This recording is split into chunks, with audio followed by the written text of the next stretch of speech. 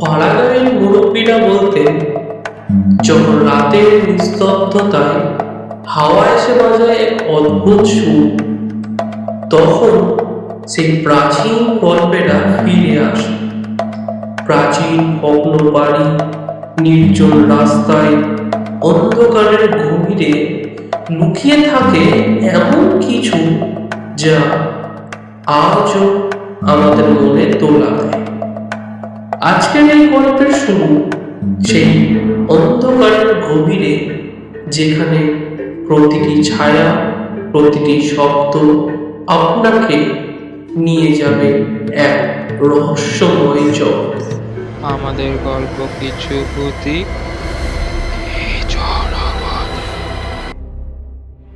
গল্পটি লিখেছেন অর্পণ রয় চৌধুরী ও তামাকনাথের চাকলাতা। Graphic designing, sound oh এডিটিংয়ে তামাকনাথের চাকলাতা। গল্প পাঠে আমি অর্পণ। শুরু হতে চলেছে আমাদের গল্প অনুভূতি।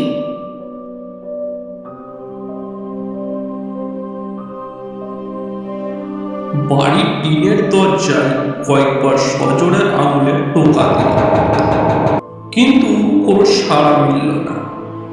শীতের ঠান্ডা হাওয়া দাঁতে দাঁতে কাঁপুনি ধরাচ্ছিল। মাথার মাফলারটা তাই কায়দা করে আরো শক্তভাবে বেঁধে নিল। হাতের তালু দুটো ঘষতে ঘষতে ডাক দিল, কাকু, ও কাকু, কাকু, ও কাকু, দরজাটি খুলুন, সাইকেল হেঁটে নিব।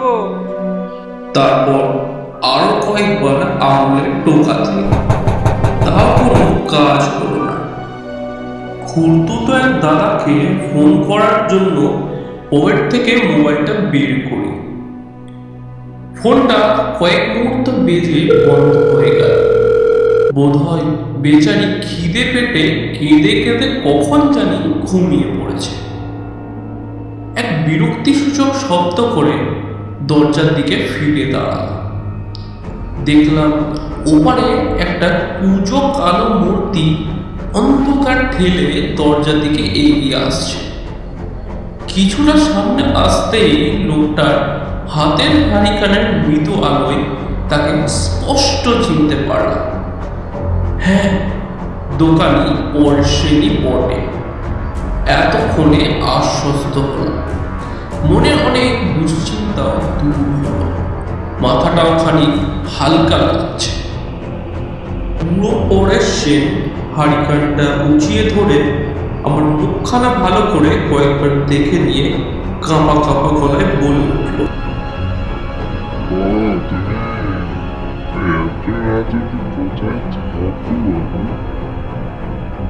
কিছু না বলে শুধু একটু হ্যাঁ দিয়ে তার পিছু পিছু ঘরে এসে ঢুকলাম।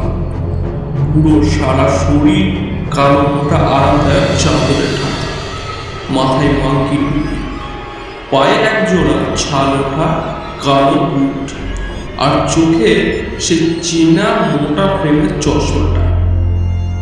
কয়েক সেকেন্ড বাদে টর্চ হাতে দরজার বাইরে বেরিয়ে এসে সাইকেল চড়ে বসলাম। বাইরের আকাশের দিকে তাকিয়ে দেখি এক বিন্দু আলো নেই। বোধ করি আজ অমাবস্যা। হঠাৎ আচমকা এক আওয়াজে বুকটা থপ করে উঠল।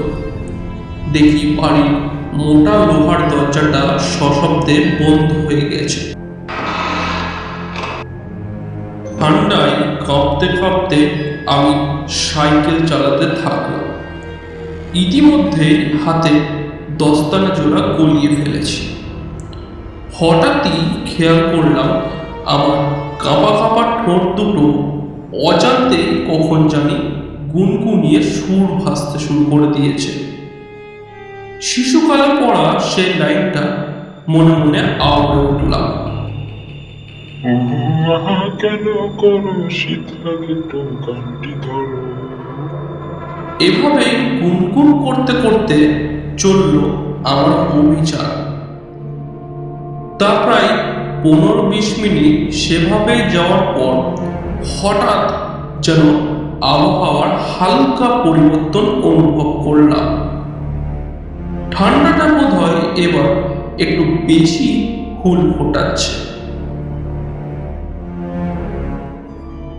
দেখলাম অন্ধকারে ডুবে থাকা বাড়িঘর আর গাছপালাগুলো কেমন যেন রহস্যময় দৃষ্টিতে তাকিয়ে আছে আমার দিকে।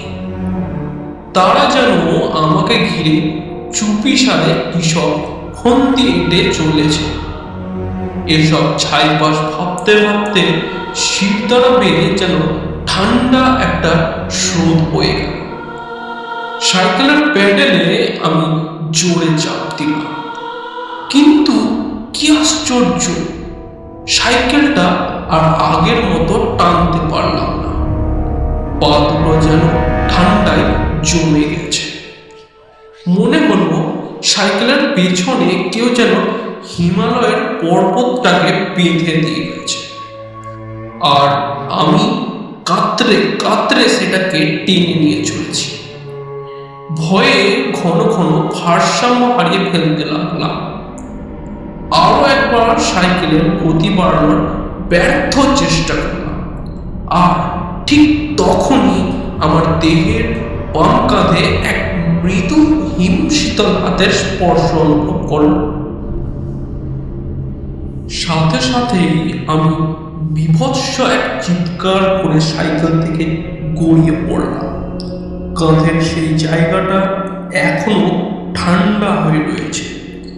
মনে হলো কেউ যেন এক টুকরো বড় ঘষে দিয়েছে। কয়েক সেকেন্ড বাদে আমি আস্তে আস্তে উঠে দাঁড়ালাম। ঘোর মাতালের মতো পা দুটো কেঁপে চলেছে, আর গলাটা যেন শুকিয়ে কাঠ হয়ে গেল। দু তিনবার ঠোক গিলে টিমটিমে টর্চের আলোয় চারপাশটা দেখলাম। তারপর ভয়ার্ত কাঁদো কাঁদো গলায় চেঁচিয়ে উঠলাম। গলার আওয়াজ তো দূর, কে কে তুমি? কি চাও আমার সাথে? গলার আওয়াজ তো দূরের কথা, ছোটখাটো কোনো শব্দ কানে এসে পৌঁছালো না।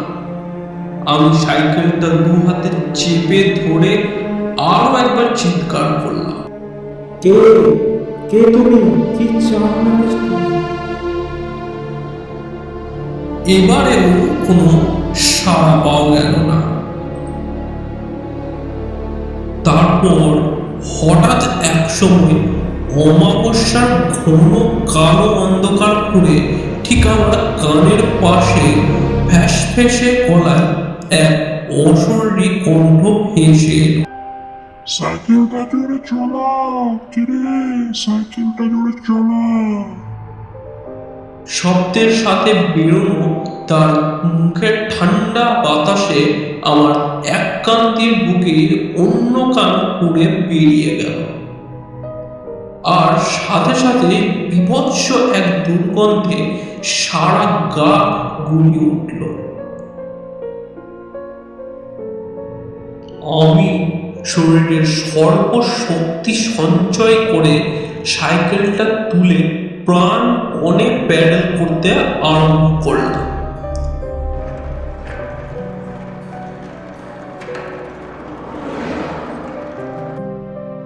এবারেও সেই একই কাণ্ড। সাইকেল টানতে গিয়েও টানতে পারলাম না। কোন রকম গড়িয়ে চলল যা। হঠাৎই আমার বাম কাঁধে ঠিক সেই জায়গায় আর পেটের ডান দিকে আবারও তীব্র ঠান্ডার থাবার উপস্থিতি অনুভব করলাম। অশরীরটা আমাকে দু হাতে চেপে ধরেছে, যেন ওই দুই স্থানের মাংসপেশি খুবলে বেরিয়ে আসবে। দেখলাম সাইকেলটা ততক্ষণে সজোরে ছুটছে। বুঝতে পারলাম না কোন দিকে ছুটে চলেছি আমরা। সাইকেলটা থামানোর জন্য সজোরে ব্রেক বসলাম, তবুও থামাতে পারলাম না। গাছপালা, ঘর বাড়ি ঘুরে সাইকেল এগিয়ে যেতে থাকল। একসময় সাইকেলটা কিছু বোঝার আগে 3 মাথা রাস্তার মোড়ে এসে সজোরে থেমে গেল। আতঙ্কিত চোখে এদিক ওদিক তাকিয়ে দেখি আরে এটাই তো শীতলার সড়ক। এক মুহূর্তে চারপাশের সব শব্দ যেন নিঃশেষ হয়ে গেল।